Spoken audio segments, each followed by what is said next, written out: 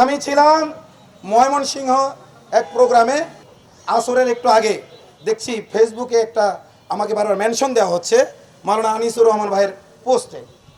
পরবর্তীতে ওনার সাথে আমার কথা হয়, উনি বলতেছেন ভাই আমরা এখানে খুব একটা সমস্যার মধ্যে আছি, অনেক জায়গায় দৌড়াদৌড়ি করতেছি, সেরকম সাড়া পাচ্ছি না। নিজেকে এতিম মনে হচ্ছিল। হ্যাঁ, নিজেকে আমরা যখন থানায় যাই, থানায় যাওয়ার পরে আমাদেরকে মনে হচ্ছে যে আমরা এতিম, আর আমরা এতটাই দুর্বল হয়ে গেছি। ওনারা আমাদেরকে মানুষই মনে করতেছিল না। তো লাস্টে আমি চিন্তা করলাম যে এখানে যদি বিক্রমপুরী ভাই আসতো তাহলে হয়তো আমাদের একটু উপকার হইতো। তো উনি যখন আমাকে আসতে আমন্ত্রণ করেন তখন আমি আমার প্রোগ্রাম ক্যান্সেল করে এসেছি।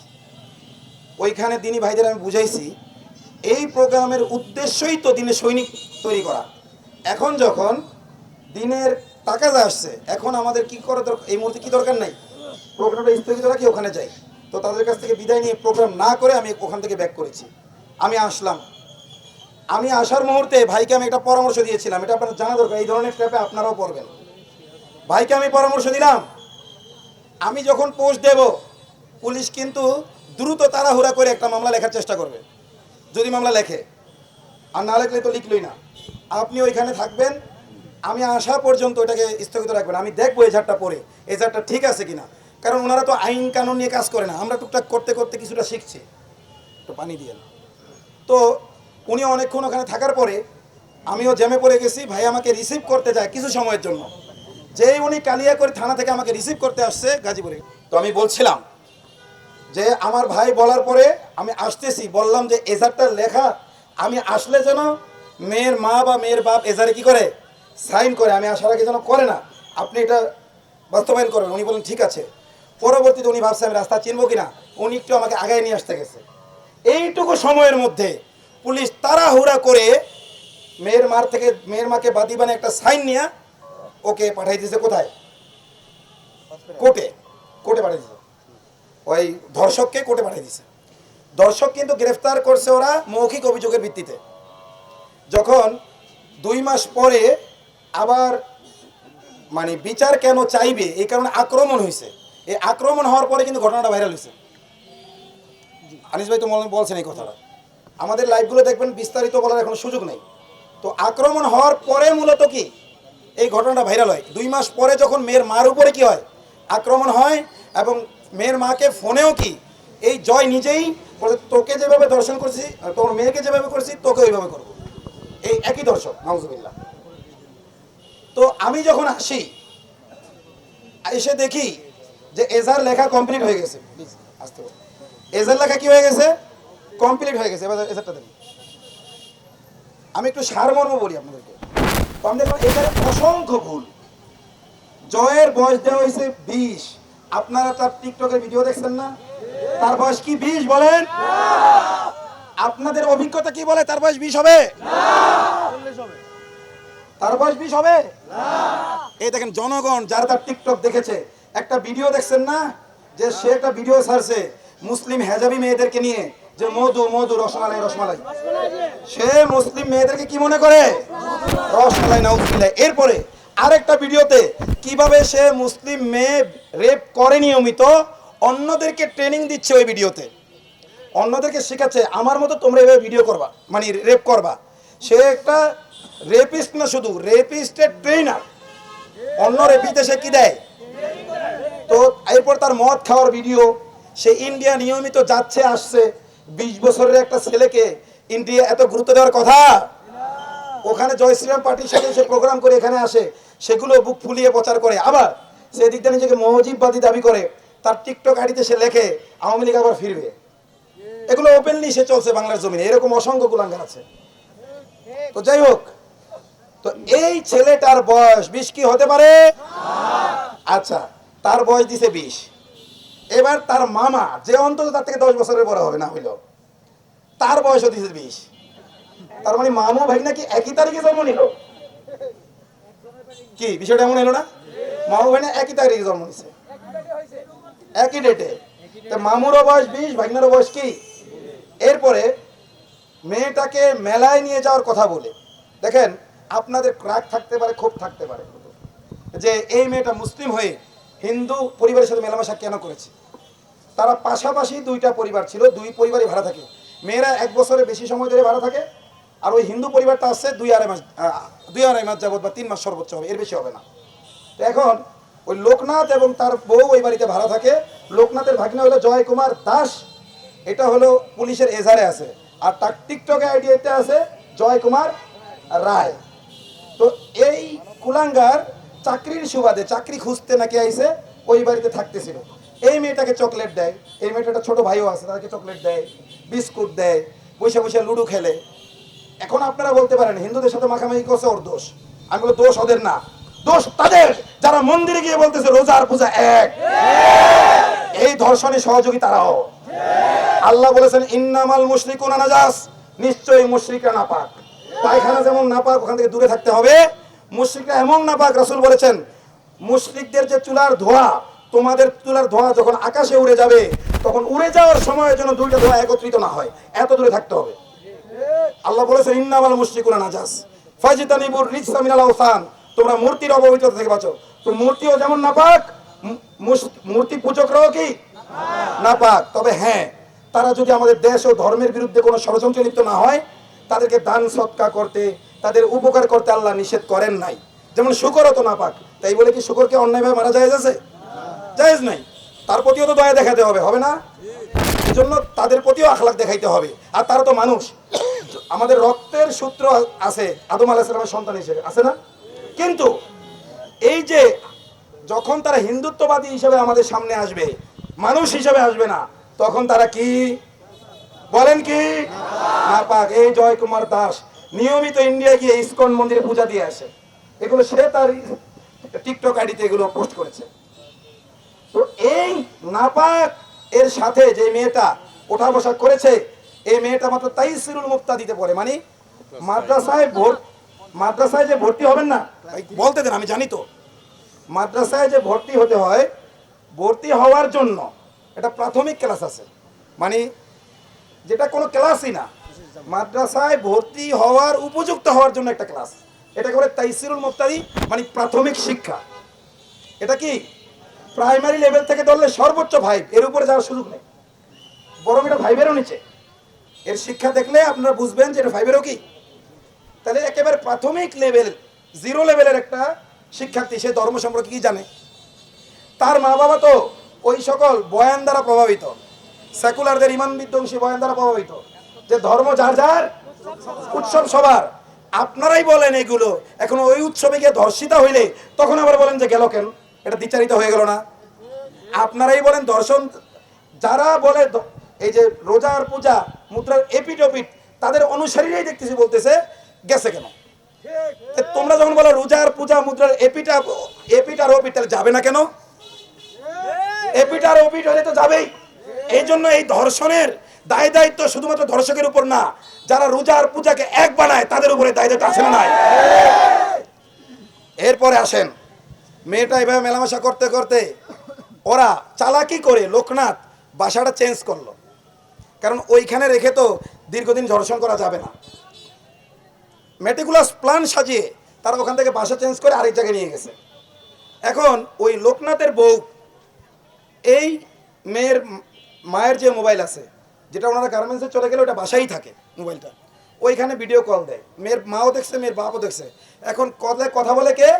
লোকনাথের বউ। আন্তরিকতা মনে করেছে, এটা স্বাভাবিকভাবে ওনারা নিয়েছে। তো এই বাসা ছেড়ে দেওয়ার 1 সপ্তাহ 10 দিন পরেই মেলায় নিয়ে যাওয়ার নাম করে, যে মেলা হচ্ছে, এই মেলার কারণে অসংখ্য মানুষ আপনার ভার্জিনিটি নষ্ট করতেছে। এই যে মেলা, কালকে আমি ওসিকে জিজ্ঞেস করেছি, এই মেলার কি অনুমোদন কেউ দিয়েছে? ডিসি দিয়েছে? বলছে না। কোন রকমের কাগজ আছে? এত বড় একটা মেলা করতেছে, এত 1 মাস 1.5 মাসে বেশি হয়ে গেছে, তো বলতেছে না। আমি তাহলে এখনো আছে কিভাবে? বলে চেষ্টা করতেছে উচ্ছেদ করার। কেমন চেষ্টা করতেছে তোমরা? হেফাজতের এক রাতে লক্ষ লক্ষ মুসল্লিকে তোমরা কানে ধরে পাঠাই দিলা, পাছায় লাথি মাইরা, সেটা পারলা। আর এখানে কেন পারো না? এখানে পায়ে জোর থাকে না লাথি মারার, এখানে আসলে পা অবশ হয়ে যায় না। আমরা বুঝি কি এগুলো কে কত খেয়েছ? এই মেলার লোকেরাই বলে বেড়াচ্ছে যে 1 কোটি টাকা দিয়ে বসছি, এমনি উঠে যাব। তার মানে তোরা খাইছ দেখে তোরা উড়াইতে পারস না। এখনো মেলা উচ্ছেদ করতে যারা ব্যর্থ, ওরাই তো খাইছে, সরষের মধ্যেই তো ভূত। যাই হোক, এই মেলার কারণে আমার বোন ধর্ষিতা হয়েছে। আমার মেয়ে, ও তো আমার বোনের বয়সী না, আমার মেয়ে বয়সী। আমার মেয়ে আশামণি ধর্ষিত হয়েছে কেন? এই মেলার কারণে। এই মেলায় আনার কথা বলে তাকে ঘর থেকে নিয়ে আসছে। এই ধরনের মেলা, এই ধরনের মেলায় এনে মেলায় আনার কথা বলে তাকে নিয়ে গেছে লোকনাথের নতুন যেই বাসা, সেই বাসায় নিয়েছে। আমি মেয়েটার সাথে কথা বলেছি, ভিডিও আছে আমার কাছে। আমার লজ্জা লাগছে, আমি পোস্ট করতে পারিনি এখনো। এটা 3-4 দিন আগের ভিডিও। পুলিশ তাকে ফরেন্সিকের নাম করে কোর্টে নিয়ে ওই গাইনি বিভাগে নিয়ে আটকায় রাখছে। আমাকে ঢুকতে দেয় না, যে গাইনি বিভাগে ঢুকতে পারবে না পুরুষ মানুষ, মানে আমরা যেন ভিকটিমের সাথে কথা বলতে না পারি। এরপরে পুলিশের ভেরিফাইড থেকে কি যাতে ভিকটিম বেলে ভালোভাবে দিতে পারে, ভিকটিম আমাদের কাছে থাকলে তো আমরা তাকে জিজ্ঞেস করবো, তথ্য যাচাই করবো। এই জন্য ফরেন্সিক যেখানে 1-2 দিনের মধ্যে হয়ে যাওয়ার কথা, বুধ গেল, বৃহস্পতি গেল, শুক্র গেল, শনি গেল, রবি গেল, সোম গেল, আজকে বার মঙ্গলবার, এখনো পর্যন্ত ফরেন্সিক কমপ্লিট হয় নাই। 1 সপ্তাহ হয়ে গেছে। এতদিন কি লাগে ভাই? এই দেখুন ডাক্তার মানুষ, টাকার কথা সাক্ষী নিলাম ডাক্তার, আমি তো হুজুর মানুষ, আমি তো জানি না। তাহলে এই যে দেখেন, এই প্রশ্নটা কেন করছে, যাতে এই তথ্যগুলো আমরা তার থেকে জানতে না পারি। তো যেই দিন এখানে প্রোগ্রামটা হইলো, আমার আসতে দেরি হয়েছে কেন এটা বলি। আগের প্রোগ্রামে আমি চলে গেছি, দেখলাম যে ওরা মনে করবে আমি প্রোগ্রামে থাকবো, ওরা মনে করবে আমি প্রোগ্রামে আসবো, তো ওইখানকার পুলিশ উদাসীন থাকবে।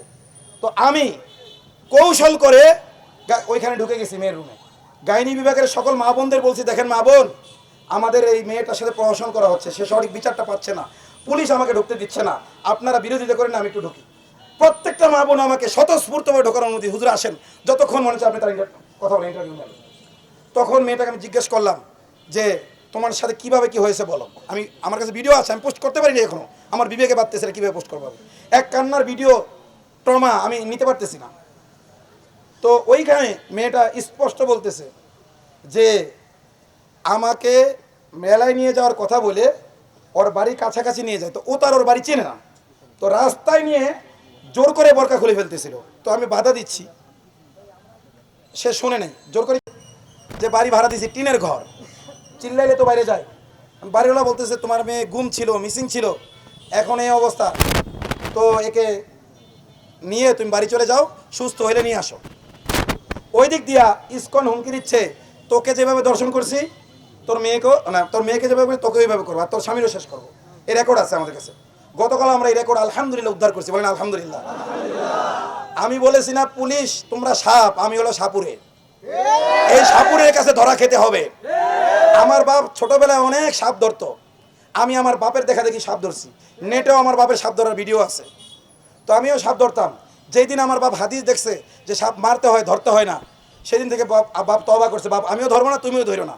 কিন্তু সাপ ধরার একটা আলাদা ফিলিংস আছে, এখন পুলিশ ধরে ওই ফিলিংসটা আমি পাই।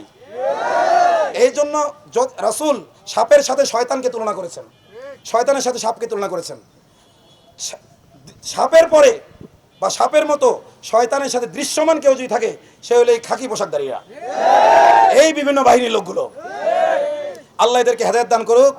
যাদের কপালে হেদায়েত নেই, ওই শির বাবারা যেভাবে ধ্বংস হয়েছে সেভাবে তারা ধ্বংস হয়ে যায়, সন্তানের হাতে তারা নির্মমভাবে মৃত্যুবরণ করুক। পরিবারকে খাওয়ানোর জন্যই তো এগুলো করে, তাহলে যেন ওই পরিবারের দ্বারাই তারা ধ্বংসিত হয়। সবাই দোয়া করবেন। এর আগে তৌহিদি জনতা কিনে দোয়া করছিলাম না, দেখেন নাগেশ্বরীতে 2টা স্ট্রোক করছে, পরপর 2টা পড়ছে। পরে এসপি নিজে এসে মাপ চাইছে, এসপি এসে মাপ চাইছে। আমি বলছি আমার একার কাছে মাপ চাইলে হবে না, যখন দেখছে মরা শুরু হয়েছে আমার কাছে এসে মাপ চাইছে। এরপরে গেছে আবার কোথায়, আমি বলছি আমার কাছে চাইলে হবে না, ওই ভিকটিমের বাড়ি যেতে হবে। ভিকটিমের বাড়ি যেয়ে মাপ চাইছে, মার কাছে মাপ চাইছে, বাপের কাছে মাপ চাইছে। বলছে আমার ডিপার্টমেন্টের লোক পর্দা আসলে বোঝে না, কারণ আমরা তো জামাতে ইসলামের পর্দা দেখি, পর্দা তো চেহারা খোলা যায় মনে করছি, আপনারা যে খাস পর্দাটা করেন এটা আসলে আমরা বুঝি নাই, এই কারণেই আমরা কি না বুঝা করে ফেলাইছি। তো ওনারাও মাফ করে দিয়েছে, ওইটা মাফ হয়েছে, কিন্তু আরো কিছু হিসাব কিতাব বাকি আছে। কুড়িগ্রাম যাবো ইনশাল্লাহ, আপনারা সাথে থাকবেন তো, পালাবেন না তো? ঠিক আছে। ওবায়দুল কাদের বলেছিল না তার অনুসারীরা পালাইছে, ওইরকম হবে? সেও পালাইছে, তার অনুসারীরাও পালাইছে, ওইরকম কি হবে? আচ্ছা, কি কোন পর্যন্ত বলছিলাম ঘটনা? আচ্ছা মেয়ে আসতেছে, আচ্ছা আচ্ছা, হ্যাঁ হ্যাঁ রেকর্ডিং আলহামদুলিল্লাহ উদ্ধার হয়েছে জি। আচ্ছা আচ্ছা আচ্ছা ঠিক আছে, আচ্ছা তো হ্যাঁ এইভাবে একের পর এক হুমকির কারণে ওনারা বাড়ি ছেড়ে কোথায় 2 মাস দূরে ছিল।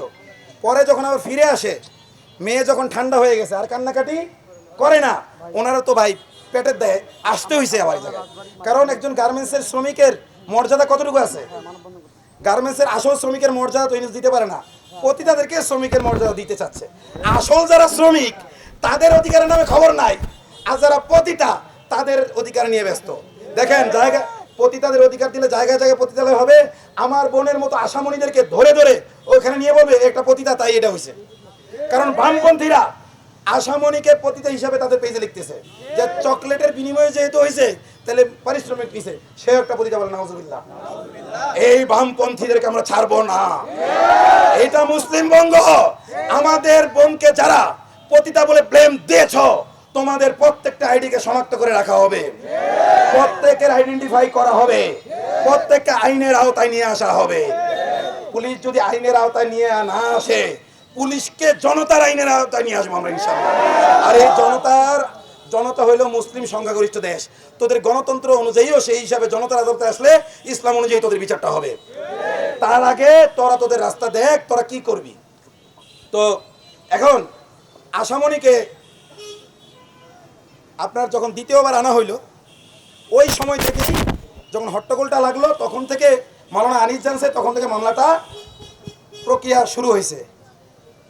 এখন আমার বোনকে ওরা ফরেন্সিকের নামে ভিতরে রেখে আমাদের কথা বলতে দিচ্ছে না, আর একের পর এক মিথ্যা তথ্য বানাচ্ছে। মেয়েটা আমাকে বলেছে, হুজুর ওরা আমাকে চাপ দিয়েছে আমি যেন বলি যে আমি কি পালাই গেছি, 2 বার এর আগে কি স্বেচ্ছায় পালাইছি, স্বেচ্ছায় ফিরে আইছি, এটার জন্য কোর্টে নিয়ে আমাকে চাপ দিছে। মেয়েটা আমাকে বলছে আমি যেন বলি ওর সাথে আমার গভীর প্রেমের সম্পর্ক ছিল। তখন আমি বলছি প্রেমের সম্পর্ক আসলেই ছিল, সত্য বলো। ও বলছে না। আমি ধরে নিলাম আমি একজন আলেম হিসেবে ও হয়তো বলতে লজ্জা পাচ্ছে। চকলেট খাওয়াইছে, বিস্কুট খাওয়াইছে, ছোট মানুষ, কিছু না কিছু ফিলিংস আসতেই পারে, অসম্ভব কিছু না, অসম্ভব কিছু। ওই ফিলিংসটাকে যদি তোমরা প্রেম ধরে নাও, ওইটাকে যদি প্রেম ধরে নাও, আর এই কারণে যদি সে বিচার না পায়, তাহলে 13 বছরের মেয়ে বিয়ে করতে দাও না কেন? 13 বছরের মেয়ের কনসেন্ট যদি গ্রহণযোগ্য হয়, তাহলে যদি বিয়ের সময় তো মেয়ের কনসেন্ট থাকে, মেয়ের বাপের কনসেন্ট থাকে, দাদার কনসেন্ট থাকে, 14 গোষ্ঠীর কনসেন্ট থাকে, তো পুরো সমাজবাসীর কনসেন্টে যেটা হয় সেই কনসেন্ট গ্রহণযোগ্য না। কিন্তু হিন্দু যদি নিয়ে ধর্ষণ করে, আর যেহেতু মেলায় যাচ্ছিল ওই মেলায় যাওয়াটাকেই যদি কনসেন্ট হিসেবে ধরে নেওয়া হয়, তাহলে এই বিচার ব্যবস্থা কি, এই পুলিশকে কি সঠিকভাবে তারা আইনি প্রক্রিয়া এগোচ্ছে বলা যাবে, নাকি তারা প্রহসন করছে? এবং করেছে কোথায়? পুলিশের ভেরিফাইড পেজ থেকে বলছে যেটা প্রেম ঘটিত বিষয় তেমন কিছু না। এবং কি হয়েছে, আরো 2 বার সে পালাইছে। তো আমি বলেছি প্রেম হইলেও হইতে পারে, আমি অস্বীকার করবো না, স্বীকারও করবো না, কিন্তু পালাইতে গেলে ওটা ডকুমেন্ট থাকবে, বাড়িওয়ালা জানবে, মা জানবে, বাপ জানবে। এইবার যেমন জিডি হয়েছে, এর আগেও 2 বার থানে কি হবে। তো আমরা অনেক তদন্ত করেছি, তার মা বলেছে না, বাপ বলেছে না, বাড়িওয়ালা বলেছে না, আত্মীয় সবাই বলেছে কি না এরকম কোনো ঘটনা ইতিপূর্বে ঘটে নাই, এইবারই প্রথম হয়েছে। আর যেই দিন ঘটনা হয়েছে ওই দিনই কি থানায় জিডি হয়েছে। এরপরে দেখেন তারা ধর্ষকের ব্যাপারে লেখছে যে তারা ধর্ষক নাকি জখমই ছিল। কি ছিল? ধর্ষক জখমই ছিল, অথচ ধর্ষককে গ্রেফতার করেছে পুলিশ। যদি জখমই হয়েই থাকে, আচ্ছা ঠিক আছে, দর্শক যদি জখমই হয়েই থাকে তাহলে তোমরা গ্রেফতার করেছো না জনগণ গ্রেফতার করেছে? জনগণ তো গ্রেফতার করে নাই, পুলিশ যে গ্রেফতার করছে। তাহলে জখমই বানাইলে তো তোমরা বানাইছো। তাহলে লেখো যে দর্শক পালাচ্ছিল তাকে ধরতে গিয়ে জখমই হয়েছে, এটা লেখো। যদি তোমরা ধরতে গিয়ে থাকো সে উষ্টাকায় পড়ে গিয়ে থাকে, কোনো জায়গায় আঘাত লেগেও থাকে, আমরা দেখি নাই আঘাত, আমরা দেখি নাই, আমরা কোনো মেডিকেল সার্টিফিকেটও পাইনি দর্শকের যে আঘাত ছিল, তারপরে তোমরা বলছো। তাহলে এখন কিভাবে আঘাত হলো এটা কেন লেখো নাই? তার মানে দাল মে কুছ কালা হ্যায়। এটা দায় আমরা যারা মেয়ের পাশে দাঁড়াচ্ছি আমাদের উপর চাপাতে চায় যে এরাই জখমই করছে। অথচ আপনারা দেখছেন আমি সবসময় লাইভে থাকি কেন, অনেকে বিরক্ত হয়। লাইভে থাকার কারণই হলো যাতে আমরা মব না করলেও মবের অভিযোগ দেবে এরা, এই জন্য সবসময় লাইভে থাকি। বিরক্ত হলে ব্লক করে দেন আমারে, কিন্তু আমি আমার নিরাপত্তার জন্য থাকি। কালকে যে ঘটনাটা ওখানে ঘটছে, কি করতো এটা মব বানাইতো কি বানাইতো না, ভিডিও না থাকলে মব বানাই দিত, চেষ্টাও করছিল। তো যাই হোক, এই প্রহসনগুলোর কারণে আমি আরো অনেক তথ্য আছে, 8 পৃষ্ঠার মিথ্যা কথা, ডক্টর ভাই কথা বলবে এই জন্য আমি কথা বাড়াবো না। 8 পৃষ্ঠার কি, আমার ওস্তাদে মহতারাম তিনি আমাকে বলতেন, আতর রহমান 5 টাকার মিথ্যা কথা কিনে নিয়ে আসো। আমি বলতাম হুজুর 5 টাকার মিথ্যা কথা মানে কি? বলছে পেপার, পত্রিকা কিনে নিয়ে আসো। আগে জনগণ এর মধ্যে কোনো দুষ্কৃতিকারী মিথ্যা প্রচার করলে সাংবাদিকদের দায়িত্ব ছিল সত্য উদ্ঘাটন করা। এখন সাংবাদিকরা মিথ্যা প্রচার করে, জনগণ কি করে? আগে আমরা সাধারণ মানুষ বেআইনি কাজ করলে পুলিশের দায়িত্ব ছিল আইন শেখানো, এখন পুলিশ বেআইনি কাজ করে, আমরা ওদের কি শেখাই? তাহলে ওই পোশাক তো আমাদের দেওয়া দরকার। কালকে ডিসি অফিসে বলেছি, বলতে দেখেন আপনি কি বলবো, আমাদের তো প্রায় সবই এইখান থেকে উঠে আসতেছে, এই দেশেরই তো মানুষ, এরে বাদ দিয়ে ওরে নিব, আমাকে কেন এরে বাদ দিয়ে ওরে নেবেন কেন? এদের ভালো চোখে পড়েন না? আপনারা তো আসেন না, আমাকে নেন, আমাকে নেন, আমাকে দেখেন, দেখে দিয়ে আপনার ওই চেয়ার আমাকে বসতে দেন, এই গাজীপুর 2 দিনের মধ্যে চেঞ্জ করে দেবো, বসান আমারে ওখানে, বসাবেন না তো? বলছে আপনারা আসেন না কেন? আমি আমার যে সার্টিফিকেট আছে দাওরাই হাদিস, এটা মূলা দিছে হাসিনা, ওটার তো কোনো গেজেটের কিছু নাই, আছে দিয়ে দেখেন তারপরে কি করি। শুধু গাজীপুর না, পুরো বাংলাদেশকে 1 সপ্তাহের মধ্যে ঠিক করে দেবেন ইনশাআল্লাহ। 1 সপ্তাহ বললাম, 1 সপ্তাহ। এই যে তাকাই আছি, কোনো বিশৃঙ্খলা হয়েছে? শুধু চোখ দিয়ে কন্ট্রোল করতেছি তোদেরকে, কথা বোঝো নাই? তাহলে যদি আমাদেরকে পাওয়ার আসে, কন্ট্রোলটা কিভাবে হবে? বাংলাদেশের ধর্ষণ প্রায় শূন্যের কোঠায় নেমে আসবে ইনশাআল্লাহ, জুলুম প্রায় শূন্যের কোঠায় নেমে আসবে, যদি তৌহিদি জনতা ক্ষমতায় যায়। তবে সেটা কখনো গণতান্ত্রিক প্রক্রিয়া সম্ভব না, আল্লাহ আমাদের তৌফিক দান করুন। তো যাই হোক, এই যে পুলিশের 8 মিথ্যা কথা, এটা জানার জন্য আমি তদন্তকারী আয়োগে ফোন করেছি বারবার, একবার ওই কুলাঙ্গার ফোন ধরে নাই। ওসিকে ফোন করেছি, সে প্রথমবার ধরে আর ধরে নাই, প্রথমবার ধরে আর ধরে নাই, কারণ যখন পেস খেয়ে যাচ্ছে কথা। আর ও তদন্তকারী আয়োগ একবার ধরছিল, বলছে একটু পরে আবার কল ব্যাক করতেছি, যেটা আপনারা দেখছেন লাইভে, আর কল ব্যাক করে নাই। আমি দিলেও কি ধরে নাই। তখন বুঝেছি তুমি তো সাপ, সাপুরের কাছে যায় বিন বাজাইতে হবে, যশোরে বসে বিন বাজালে এই সাপ ধরা যাবে না। তাই কাছে চলে আসলাম এবং জানায় আসছি এই জন্য, যাতে ওরা ভুল একটু বেশি করে আর যাতে ওদের পাপে ওরা বেশি ডোবে। নাহলে আমি হঠাৎ করে আইসা কালিকা করে থানায় উঠতে পারতাম একা একা, আমি ওইভাবে উঠি নাই, জানাই আসছি যাতে অপরাধের পরিধি বাড়ে। তো আমি যখন জানাই আসছি, তারা হুড়া করে এর মধ্যে আরো অন্যায় করছে। তো আমি তাকে জিজ্ঞেস করব যে এগুলোর ব্যাপারে আপনি তথ্যগুলো যে দিয়েছেন, ডকুমেন্ট কি? আমার জানার অধিকার আছে না? মেয়ের অভিভাবক, বৈধ অভিভাবক মেয়ের বাপ, রাষ্ট্রীয়ভাবে এবং ইসলামী দৃষ্টিতে মেয়ের বাপ আবার আমার হাতে বায়াত হয়ে আমাকে অভিভাবক বানাইছে। এখন মেয়ের বাপ বলছে হুজুর আপনি যেভাবে বলেন ওইভাবে। মেয়ের বাপ আয়োকে ফোন দিছে, বলতেছে আপনি আসেন, আমার হুজুর কথা বলবে। এরপর থেকে ও পলায় থাকে। শেষ করে দিছে।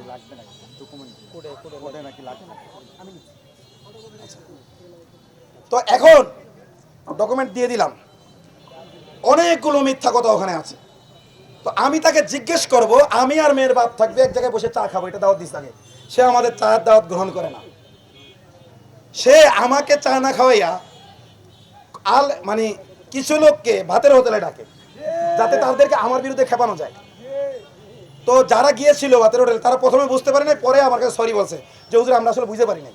ওসি সাহেব ডাকছে, গেছি, সে যেভাবে ভাতের আয়োজন করবে, আবার আমাদেরকে আপনার বিরুদ্ধে ব্যবহারের চেষ্টা করবে, আমরা আসলে বুঝি নাই। ওসি সাহেব ধরাই দিয়েছিল ফোনটা, বলেন যে বিক্রমপুরী রে উনি চলে যাক, আপনারা আছেন, আপনাদের নিয়ে সমাধান করবো। তো আমরা সেটাই বলছি, এই আগামাত আমরা জানতাম না, ওনারা সরি বলছে, আল্লাহ ওনাদের ক্ষমা করুক।